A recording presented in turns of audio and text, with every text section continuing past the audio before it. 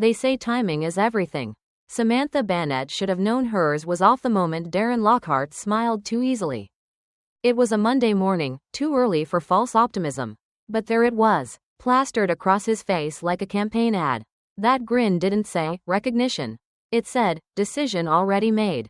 Samantha had rehearsed her talking points all weekend: revenue growth, cross-regional integration, client retention analytics, the real performance drivers. She had architected the 6-country rollout of the cross-BER platform, personally revamped legacy infrastructure, and turned a fractured system into a global KPI engine that secured a $60 million deal last quarter. It wasn't just a win for the company, it was her win. Quiet, strategic, undeniable. Norwin Enterprises had never been a flashy tech firm. But Samantha? She was the spine holding it upright. 12 years of work, and not a single disciplinary note or failed audit. She wasn't the type to beg for credit. She believed in execution, in results. But for the first time, this wasn't about humility. This was about equity. And she had come into the meeting prepared to demand what she'd earned. Darren had been CEO for 3 weeks. He came in like most new age executives, confident, jargon-heavy, and surgically indifferent to context. He never asked about legacy systems. He didn't care how the company got here, only where it was headed. Still, Samantha gave him the benefit of the doubt. She believed in alignment, in diplomacy. So when she stepped into his barely furnished office, still sterile with unpacked boxes and a half-dead succulent in the corner, she offered a measured smile and sat across from him, holding her notepad neatly on her lap. "Thanks for making time," she began. "I wanted to revisit our last conversation about compensation realignment, particularly in light of the new scope I've been leading since last quarter." Darren nodded slowly. "Too slowly. I've reviewed your file. Your contributions are impressive, especially the KPI system. But we're currently in the middle of a larger organizational review. Until things settle, all compensation discussions are paused." He said it with the kind of polished calm that only comes from having already moved on in his mind. Samantha felt the floor shift beneath her just a fraction. "So, nothing this quarter?" she asked carefully. "Not yet," Darren replied, already standing. "Let's revisit after the new structure is finalized." The meeting ended in under 5 minutes. No room for negotiation, no attempt at empathy, just a dismissive wave and a tight smile. Samantha walked out of that room with her back straight. But inside, something cracked. Back at her desk, she noticed a new notification flash across the internal comms board. Updated workflow. KPI Vision 2.0. Curious, she clicked. The architecture displayed on screen was unmistakable. Her structure, her metrics, her flow. But someone else's name at the bottom of the deck. Jason Kellerman, a junior strategist she had mentored 2 years ago. Known more for polished slide decks than actual innovation. Samantha sat motionless for a moment. It wasn't just disappointing, it was surgical. They weren't overlooking her. They were erasing her. Across the floor, people moved normally. Nobody seemed to notice. That was the most jarring part. The silence, the indifference, like this was just business as usual. But Samantha knew better. This wasn't about Darren, or even Jason. This was about the oldest pattern in the book. Replace the builder when the structure is stable. Celebrate the new name. Rewrite the timeline. Hope no one remembers who laid the foundation. But Samantha remembered. And she wasn't done yet. 2 days after that meeting, Samantha received a calendar invite. Subject: Realignment Sync. Time: 10:30 a.m. Organizer: Darren Lockhart. No agenda attached. She stared at the screen for a long moment. That same sinking instinct churned in her gut, the kind you get before a storm. Before a verdict. Before betrayal. She arrived at 10:28.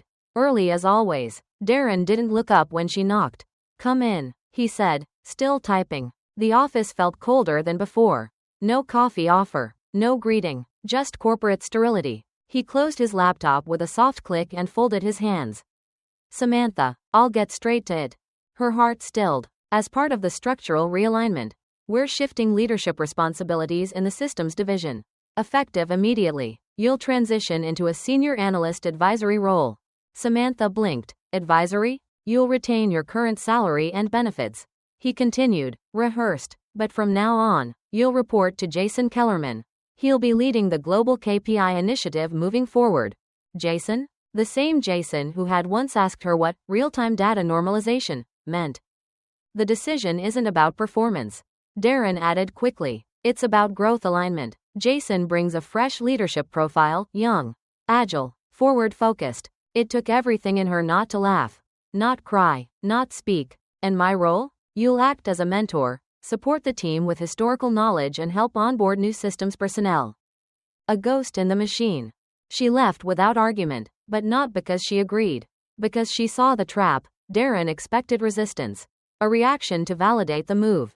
He wouldn't get one. She returned to her desk, opened her inbox, and saw the confirmation. Subject: welcome Jason Kellerman as lead strategist.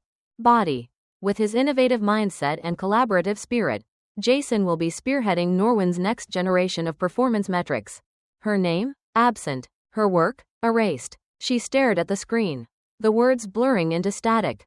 A quiet fury began to rise. Not explosive. No, this was colder, controlled, strategic. They didn't just remove her from the project. They were rewriting history. She didn't slam a door. She didn't shout down the hallway. Instead, Samantha opened a new file. She titled it, Proof of Origin, KPI Framework version 1.0. It was time to gather receipts. Samantha didn't expect the email to come from Ava. Ava was a junior data analyst, sharp, loyal, quiet, the kind who worked overtime without ever saying a word about it.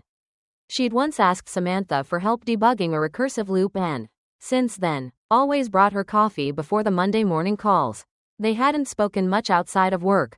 But that Thursday night, at 11:42 p.m., Ava broke the silence. Subject: you didn't get this from me. Body: no text. Just an attachment.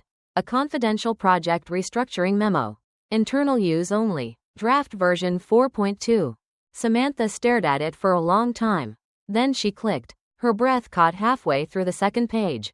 The Greenspring project, the same $3 million deal she had birthed, pitched, and closed, was now being positioned as a flagship initiative under the innovation leadership of Jason Kellerman and Eva Lansing. There were entire sections written as if Samantha had never existed. Her risk audit models, now labeled Phase 1 Insights led by Jason. Her Denver compliance blueprint, revised onboarding structure implemented by Eva. They didn't just sideline her. They had started deleting her. But the real gut punch came in the final section, one line in particular. Pending Q3 performance metrics. Jason Kellerman is being considered for fast-track elevation to strategic director. Global systems. She leaned back in her chair, her hands trembling, not with fear, with restraint. They were promoting him with her metrics, her logic tree, her framework. For the first time, the fury wasn't just professional. It was personal. She grabbed her silver pen, the one her husband had given her, and held it in her palm. It used to mean progress. Now, it felt like a promise. One she had made to herself long ago. No one steals your work and gets away with it. And she wasn't going to break that promise. By the next morning, Samantha was already at her desk at 6:45 a.m. No one else was in yet, just the sound of soft air vents and the hum of cooling servers. She inserted her personal drive. It wasn't theft. It wasn't espionage. It was documentation. Her documentation. Samantha had kept records, meeting notes, initial architecture drafts, source commit logs, all timestamped. Every suggestion, every correction she'd made to Jason's early prototypes, every call with Ellen Myers, every late-night change made while Victor was nowhere to be found. She wasn't doing this to be petty. She was doing it because one day soon, someone was going to ask what went wrong, and she wanted them to find the truth already packaged and waiting. At 8:02 a.m., she received a message from Ellen. Lunch? Just that word, no emoji, no context. But Samantha knew. They met at the same place they'd last talked, a quiet cafe near Corey Unity's downtown office. This time, Ellen was already waiting. She looked sharper, tenser. They sent over a revised project charter, Ellen said, sliding a printed document across the table. It has Eva's name on the signature line. Samantha's face didn't change. She walked into our pitch call yesterday with the wrong version of the risk deck.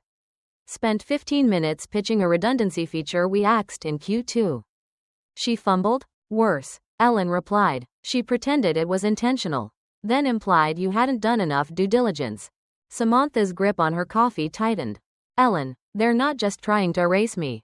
They're trying to rewrite the entire narrative, make my competence look like negligence. Ellen nodded. You're not wrong. That's why I asked you here. She took out a folded letter and handed it to Samantha. Samantha opened it. Her heart stopped. Proposal. Independent advisory contract, Core Unity Greenspring integration. Duration. 9 months. Rate. 1.5x your current Norvu compensation. Status. Client confidential. We're ready to move forward without Norvu. Ellen said, but only if you lead it. On your terms. No Victor. No Eva. Just clean execution. Samantha blinked. You'd pull the project from Norvu? We already started, Ellen said with a quiet smile. Our legal team's drafting the exit clause. There's just one thing missing. What's that? Your signature. Samantha looked down at her pen. Then up at Ellen. Give me 1 week, she said softly. Not because I doubt this, but because I want to make sure when this story breaks, it breaks loud. Back at Norvu, storm clouds were already forming. Diane from HR sent her a cryptic Slack. You didn't hear this from me. Naomi from Elridge Capital called this morning. She's asking questions about project leadership documentation. Naomi Tross, one of Norvu's financial backers. And more importantly, Samantha's old ally. Samantha exhaled. Victor had underestimated one thing. She wasn't isolated. She had roots, quiet ones, deep ones, in every department they'd taken for granted. She picked up her phone and dialed. Naomi, I need 15 minutes. 1 week later, Norvu Technologies held a surprise town hall. Victor looked shaken. Jason looked pale. Eva didn't show up. Word had spread. Core Unity had pulled out. Elridge Capital was reevaluating its position. Tech Strategy Weekly had run a feature titled, The Ghost in the System, When the Real Architects Are Written Out. No names were mentioned, but Samantha's inbox exploded with LinkedIn messages. Engineers, strategists, junior analysts, women who'd lived the same script, just in different rooms. But this time, they knew the ending could be different. And it would be, because Samantha Bannet wasn't just back in the story. She was writing the next chapter. Samantha Bannet stood alone in the glass reflection of the conference room window, watching the skyline flicker with early evening lights. The world moved fast outside, but inside Norvu Technologies, everything felt like it had slowed to a simmering hush. She had just come from the meeting with Naomi. 15 minutes that had changed everything. Naomi hadn't been angry. She had been calm. That quiet, dangerous kind of calm only seasoned compliance officers knew how to wield. After Samantha laid out the timeline, the erasure, the misrepresentation, the client frustration, Naomi only said 6 words. Thank you. We'll take it from here. No sympathy, no validation, just strategy. That was how real power worked. Now Samantha stood, realizing something she hadn't let herself believe before. She didn't need Norvu. They needed her. For 12 years, she had told herself loyalty mattered, that hard work would be recognized, that playing fair in a crooked game would somehow bring justice. But this betrayal, it had stripped her illusions down to the steel. She thought about her daughter Chloe's words. They always act like you should be grateful just to be in the room. Samantha had built the room. She wasn't going to ask permission to stay in it anymore. The shift didn't come in a single moment, it unfolded like a quiet sunrise. The next morning, Samantha arrived at work not with dread, but with clarity. She didn't dodge stares. She didn't hide in her office. She moved with quiet confidence, nodding at coworkers, eyes steady, smile unreadable. Eva didn't look at her. Jason tried to, then looked away. Victor, of course, wasn't on the floor. Rumor had it he'd been summoned to a closed-door audit with the board. And Diane from HR? She left a sticky note on Samantha's desk. Coffee at 3? Also, nice move. Samantha smiled, then returned to her screen. She wasn't building a defense anymore. She was building a legacy. Over the next 48 hours, things shifted rapidly. Core Unity officially pulled the Greenspring contract from Norvu. Ellen's team issued a polite but firm statement about realignment of project vision. It echoed throughout the company like a dropped glass in a quiet room. Internally, Norvu scrambled. Communications meetings were called. Strategy teams were reorganized. But the damage was already done. Samantha didn't gloat. Instead, she worked. With Ellen's approval, she began sketching out a clean, simplified integration plan for Core Unity's new platform. She looped in engineers she trusted. She shared access only with those who had proven themselves honest. By the end of the week, her new team, handpicked, motivated, respected, was moving faster than Norvu ever had. They listened to her. They asked questions. They credited her in every brief. It wasn't just refreshing. It was radical. Then came the part that truly changed everything. A junior developer named Priya, young, brilliant, and just starting to find her voice, approached Samantha during one of their virtual onboarding calls. "I hope this isn't out of line," she said nervously, "but I read the Tech Pulse article. And even though it didn't say your name, I knew it was you." Samantha froze for a second, unsure how to respond. "You gave me courage," Priya continued. "I was going to quit tech. I was tired of watching my work get passed off. But then I saw how you handled it. You didn't blow up. You just stood still and let the truth do the damage." Samantha's throat tightened. All this time, she thought she'd been fighting to protect a project. She hadn't realized she was protecting people like Priya, and Chloe, and Diane, and all the invisible architects that came before and after her. Later that evening, Samantha returned home to find Chloe curled up on the couch, reading a case study for her marketing class. "Guess what we covered today?" Chloe said, holding up the screen. "Invisible labor in leadership credit." Samantha raised an eyebrow. "Let me guess, still no solutions?" "Actually," Chloe said, "the last slide quoted you." Samantha blinked. "What?" Chloe turned the laptop. There it was, a slide titled, "What happens when the right people refuse to disappear?" Beneath it, "You can replace a title. You can erase a name. But you can't steal the architecture if you never learned how to build." Anonymous. Samantha sat down slowly, stunned. Chloe smiled. "You thought you were just pushing back. But you started something." And in that moment, Samantha's perspective changed for good.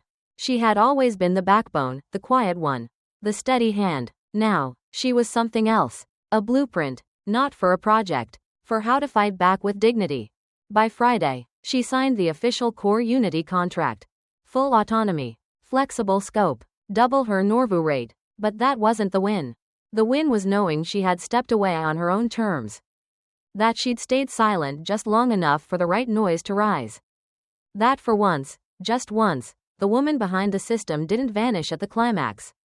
She rose with it. Monday morning at Core Unity was unlike any other Monday Samantha Bannet had experienced in the last decade.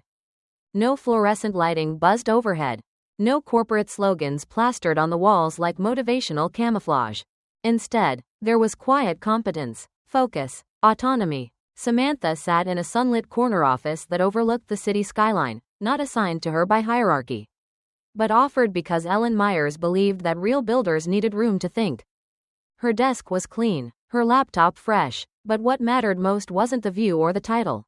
It was the space to start again, not from scratch, but from strength. Her official title now read, Principal Systems Integration Advisor. But unofficially, she was the architect of the next evolution of Core Unity's green energy platform. And this time, her name was at the top of every file. By 9 a.m., Samantha had already met with procurement, engineering, and legal. The handover from Norvu had been surprisingly smooth, almost too smooth, as if they were happy to rid themselves of a reminder of what they lost. Fine. Their loss had become Core Unity's acceleration. By 11 a.m., Samantha had outlined a 60-day roadmap. She wasn't interested in flashy promises or keynote buzzwords. Her plan focused on scalability, transparency, and ownership. Every module had clear documentation. Every contributor had a name. Every milestone, a purpose. At 1:15 p.m., she hosted her first integration team huddle.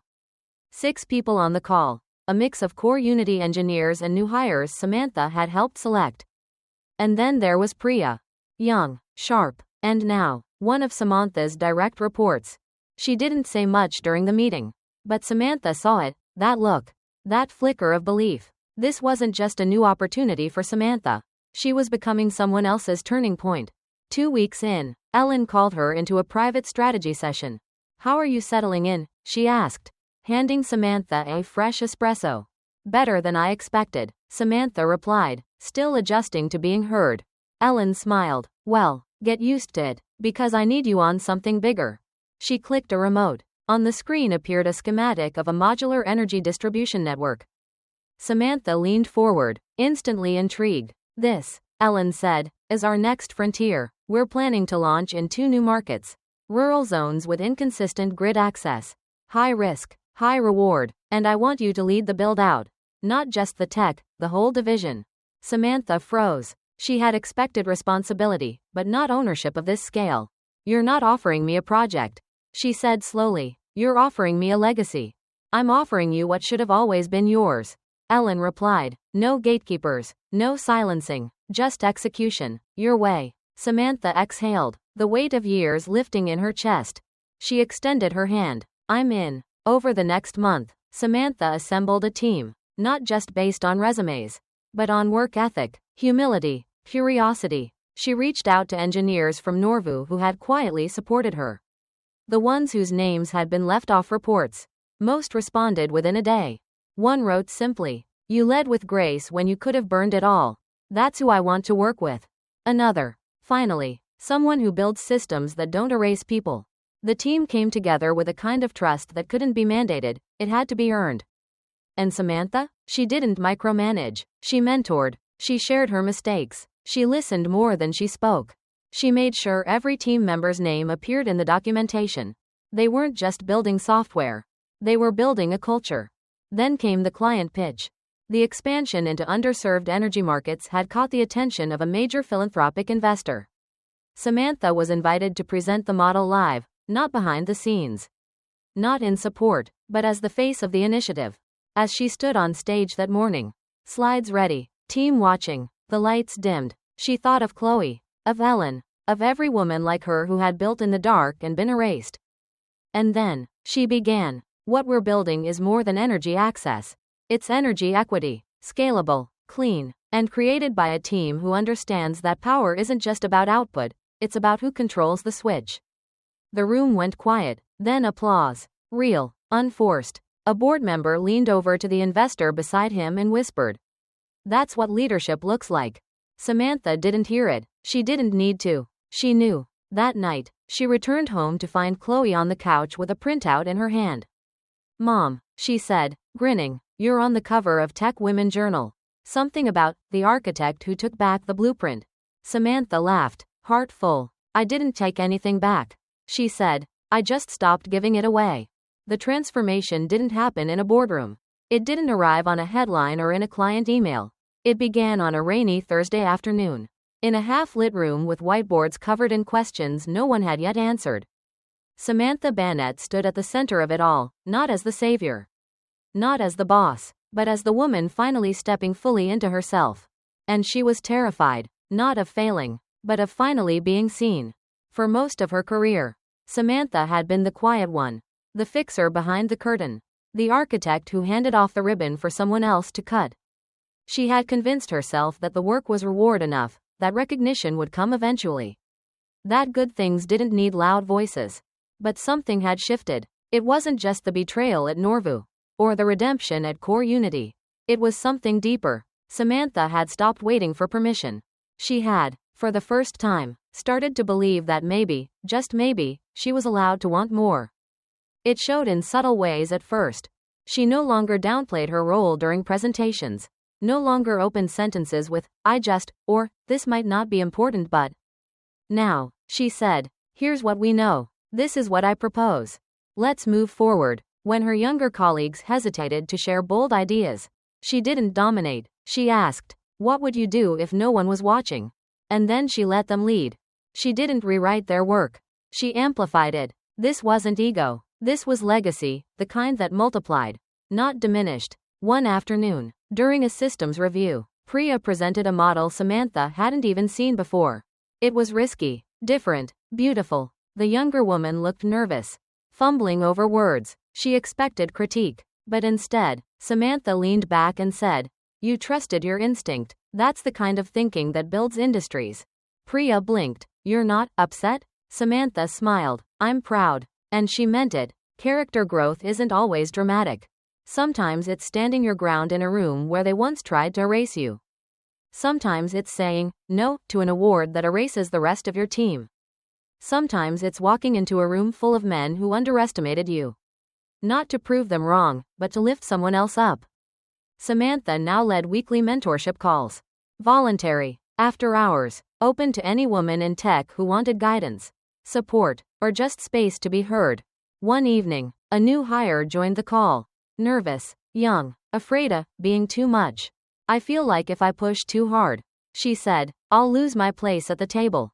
Samantha looked straight into the camera and said, then build a bigger table. Outside of work, her relationship with Chloe deepened. There were still hard days. There were still shadows of self-doubt. But Chloe had watched her mother burn quietly for years now. She saw her rise. You're different, she said one weekend, stronger. Samantha shook her head. No, she replied softly. Just, finally free. It wasn't all perfect. There were mistakes. She pushed too hard some weeks. Missed details she wouldn't have before. Trusted people too quickly. But she also forgave herself faster now. She no longer let failure redefine her. Because she finally understood, growth wasn't about being right all the time. It was about getting back up. Not quietly, but confidently. Owning the stumble, and then walking taller. 6 months after joining Core Unity, Samantha was invited to speak at a closed-door industry roundtable, the kind of gathering she was never important enough to attend before. The topic: Women in Systems Leadership. She didn't prepare a flashy slide deck. She didn't rehearse sound bites. She showed up with a notebook, a steady voice, and one line that silenced the room. We spend too long asking how to fit in when we were always meant to build better. The room erupted, and for the first time, Samantha didn't shrink beneath the applause. She stood in it, not for the spotlight, but for the women who'd never been given one. Her final breakthrough came in an unexpected email. A young software engineer, based in Chicago, whom Samantha had never met. Subject: Thank you. Message: I saw a post about you online. I read your story, and because of it, I finally spoke up in a meeting where they kept taking my ideas and giving them to someone louder. They listened. For the first time, I don't know you, but I hope you never stop being loud in your own way. Samantha reread it twice. Then she closed her laptop and exhaled. She wasn't just rebuilding systems anymore. She was rewriting the rules. 1 year later, the woman they had once written out of the story was now headlining the biggest innovation summit in the country. Samantha Bannet stood at center stage. The lights warm, the silence in the room absolute. CEOs, engineers, founders, students, thousands of eyes waited for her to speak. She wasn't wearing a power suit. No slick heels or flashy branding. Just a simple navy blazer. The same one she wore the day she closed the Greenspring deal. And on the table beside her, a silver fountain pen, scratched, familiar, a symbol. She looked out at the crowd and began. 12 months ago, I sat in a boardroom where my name was never spoken. A $3 million contract had just been won. I had built it, led it, fought for it, and still, silence. They replaced me with someone shinier, quieter, easier to control. That day, I walked out of that room with nothing. No title, no bonus, no recognition. A hush fell deeper. But here's the thing about silence. It's not emptiness, it's potential. Samantha didn't use a teleprompter. Every word came from a place of lived truth. They thought I would disappear quietly. What they didn't expect was that I would keep receipts. That the clients would remember. That I would find allies not in HR files, but in memory, in loyalty, and in the proof of the work. She paused, letting the words land. They told me it wasn't personal. That it was about realignment. That there was no space for someone like me. And maybe there wasn't in their version of the story. She stepped forward. So I wrote my own. In the months after leaving Norvu, Samantha didn't just rebuild. She redefined. She launched a systems advisory group built on 3 values: attribution, equity, and integrity. No more hidden architects. No more stolen frameworks. Every engineer got credit. Every milestone had a signature. Her former clients came with her. Not because she asked, because they remembered. Chloe, her daughter, designed the logo. A subtle line beneath the company name. Shaped like an underscore. The mark of the unseen. Now made visible. As Samantha looked out at the audience, she didn't see strangers. She saw herself, reflected in 1,000 versions. A woman in the third row wiping away a tear. A young man in the back nodding slowly. A group of interns in branded hoodies gripping their notebooks with quiet fire in their eyes. She spoke to them now. If you've ever been told to shrink to fit in, don't. If you've ever been praised in private and passed over in public, remember it. If you've ever been erased, replaced, or sidelined, let me say this clearly. You are not invisible. You are foundational. She closed her speech the way she closed her first prototype pitch a decade ago. Not with data, not with bullet points, with a story. My father used to fix watches. Quiet man, careful hands. He once told me, everyone looks at the ticking face. But what makes time possible is the part no one sees. She smiled now. Well, I'm done hiding behind the glass. We're the mechanism, we're the movement, and we are done being silent. Thunderous applause. A standing ovation. But Samantha didn't smile for the cameras. She smiled because she knew someone, somewhere in the crowd, had just made a decision. To stay, to speak, to stand. Backstage, Chloe hugged her, eyes glowing. You didn't just take your seat back, Mom, she whispered. You built a whole new table. Samantha laughed softly. And this time, she said, I'm choosing who gets invited. That night, as the skyline twinkled outside her new office window, Samantha finally opened the drawer she hadn't touched in months. Inside, the silver pen. She clicked it open, flipped to a fresh page in her journal, and wrote 6 words. I was never supposed to vanish. And then, underneath, and I never will again. Samantha Bannet's journey teaches us a powerful lesson. True strength isn't always loud or visible. Often, the quiet dedication behind the scenes builds the foundation of success. When others try to erase your efforts or rewrite your story, staying silent doesn't mean defeat, it means resilience, preparation, and patience. Ownership of your work is not just about titles or recognition, it's about knowing your value and holding firm to your truth. Samantha's story shows that integrity and persistence will eventually bring justice and respect. Even when the system seems rigged against you, the most radical act can be refusing to disappear. If you've ever felt overshadowed or replaced, begin by documenting everything. Keep records of your contributions, decisions, and communications. Build a network of allies who recognize your value, clients, colleagues, or mentors. Don't let frustration turn into silence, instead, channel it into strategic action. Advocate for yourself with calm confidence and be ready to tell your story when the moment comes. Remember, credit and respect are not just given, they are earned and defended. Lastly, invest in personal growth and new opportunities, like Samantha did, because reclaiming your power often means creating your own path forward. Thank you for choosing to listen to this story among thousands of stories out there. Like and subscribe to continue listening to the latest stories.